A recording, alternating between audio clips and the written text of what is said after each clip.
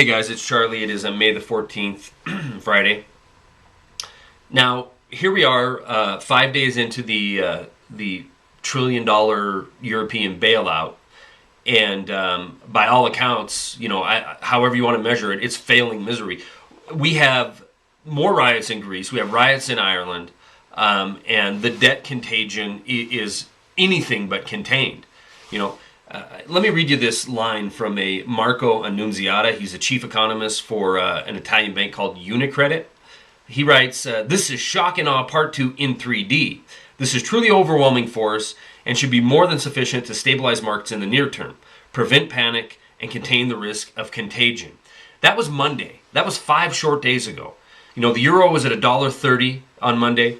The stock market went up, the Dow Jones went up 400 points on Monday, and 5 short days later, we're seeing the markets capitulate. I think it's down 200 points a day, 130 yesterday, and the euro is trading at 123.9. Systemic events, systemic crises are happening with more regularity now, and the so-called solutions that are presented to save the day are failing more fantastically now. At a more rapid pace. Why am I telling you that? Because I truly believe that 2010, I think Gerald Celent's got it nailed. 2010 is going to be the year of the collapse. The year of the mass riots by the populace of the Western world. We see it in Greece, we see it in Ireland, it's coming to Spain, it's coming to Portugal and Italy, and eventually it's coming to the United States. How can you have fiat currency bailing out fiat currency, debt on top of debt to pay off debt? Listen, it won't work, but it isn't designed to work. It isn't designed to save the peoples of the Western world.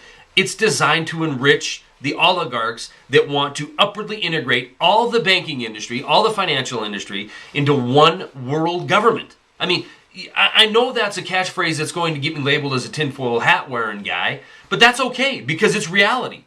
It's marginalized and demonized on purpose in order for the majority of the people to not see the truth. And it works. It works wonderfully. I have family members who are on 90 weeks of unemployment benefits who can't find a job doing anything, who have their house, the third redo on their mortgage so they don't lose it, yet they refuse to believe that the economy is being imploded by design. They think that boom times are just around the corner. Why? Because Jim Cramer tells them so. Because the mainstream media tells them so. Because Fox Business says things are getting better. The fact is, nothing is getting better. Everything is getting worse. The propaganda job is even starting to fail. You're having people like Maria Bartiromo even coming out saying, "Look, this smells like market manipulation." Why is she saying it? Because it's reality. It is market manipulation. You don't have a 1,000-point drop in 15 minutes without the black boxes telling it to drop 1,000 point in 15 minutes. I'll attach this article about the Italian banker, as well as an article from Blacklisted News that shows comparisons between the Great Depression and now. And the fact is, because of more accounting tricks, we're being led to believe that we're nowhere near the Great Depression, that we are just we're in a recession and in fact recovering from that recession. But just one of the stats I'll give you right now from that is the unemployment rate. The U3 unemployment rate of 9.9% is absolutely bogus. It doesn't account for discouraged workers like they did in the Great Depression.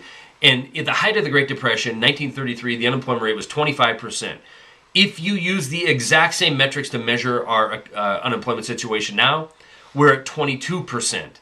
The fact is, like our banking system looks healthy, it's because we're papering that over. It's the exact same reason why people think we're not in a Great Depression. We're papering it over with gimmicks like welfare, like unemployment, extended unemployment benefits, like Medicaid, like food stamps. 40 million people on food stamps right now. These things are all designed to make the national psyche feel good about the economy. But like the Greek bailout of $1 trillion that lasted 5 days and now is failing, so will all these papering over measures make the psyche of the nation feel like we're in recovery. At some point, it will be the dollar's turn. You know, the hedge funds will turn against the dollar, they'll turn against the U.S.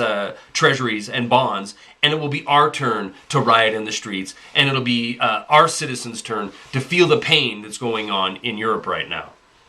Stories are in the sidebar. That's all I got.